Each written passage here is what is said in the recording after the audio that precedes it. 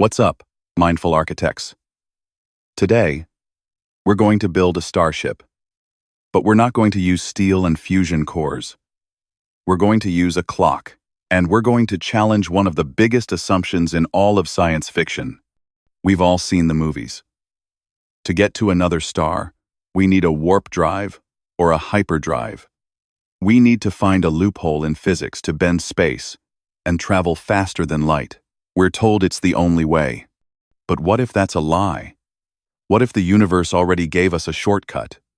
What if the key to crossing the galaxy isn't about speed? It's about time. Today, I'm proposing a new principle. I call it the automatic warp effect. The problem: the tyranny of distance. Let's set the stage. The nearest star to us, Proxima Centauri, is about 4.2 light-years away. This means, even if we could travel at the speed of light, it would take us over 4 years to get there. A trip to a potentially habitable planet 10 light-years away? A decade-long journey, one way. For us, for humanity, this timescale is a deal-breaker. It makes interstellar travel a multi-generational project, a fantasy for the distant future. We've accepted this as a cosmic speed limit, a wall we can't break through. But we're making one fundamental mistake. We're thinking of time as a constant, a universal ticker tape, running at the same speed everywhere in the universe. But as Einstein told us over a century ago, that's not how it works. The foundation. Time is a variable. Time is not a constant. It's a variable. It's elastic. Its speed is directly tied to one thing: gravity. Think of the movie Interstellar. The crew lands on a planet with massive gravity, and for every hour they spend there, 7 years pass back on Earth. That's not just science fiction. That's Einstein's theory of relativity in action. The more gravity you have, the slower time runs. The less gravity you have, the faster time runs. So, let's apply this to our solar system. Our sun is the most massive thing around. It's the gravitational king. So, for the most part, everything in our solar system from Earth to Neptune is running on what we could call Sun Standard Time. Time here is relatively thick or slow because of the sun's immense pull. Now, what happens when we leave our solar system? The hypothesis, the temporal superhighway. When you travel out into the vast, empty void between solar systems, what happens to gravity? It plummets. It becomes almost zero. There are no suns, no planets, no massive bodies pulling on you. And if time is tied to gravity, then in these interstellar voids, time must change. It must become thin. It must speed up dramatically.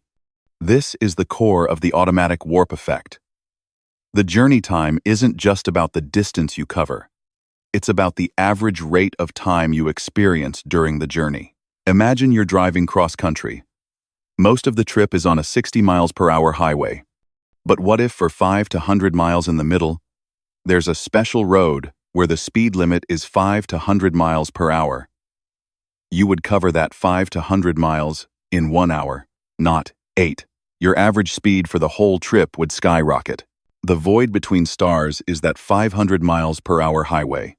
It's a temporal superhighway. The effect: cheating the clock? Let's go back to our 10 light-year journey. Under the old model, you're in your ship for 10 years. Boring. But under the automatic warp effect, the journey looks different. You spend maybe a year getting out of our solar system's thick time. Then, you enter the void.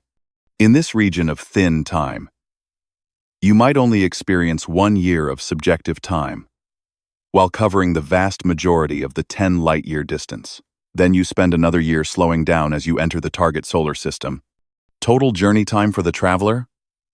Not 10 years. Maybe 3 years. Maybe 2. Maybe even less, depending on just how thin time gets out there. You didn't break the speed of light.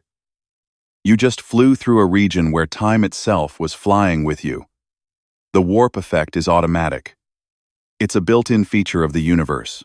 You just have to be brave enough to sail into the void. The implication: a new hope. Now, is this theory garbage or is it genius? I don't know. I'm just a guy in his truck.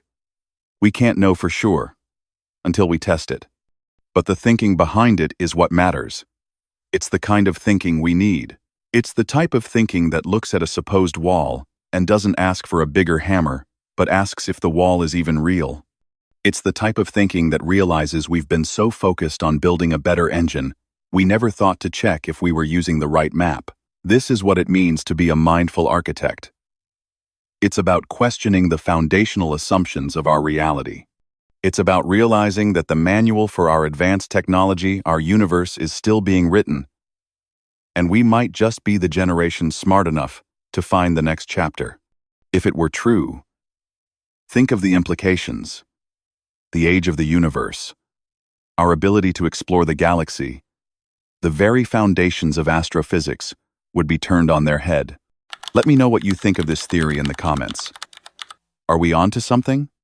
Or am I completely out in left field? The most important thing is that we start the conversation. We are the architects, and great minds think alike. I'll see you in the next video.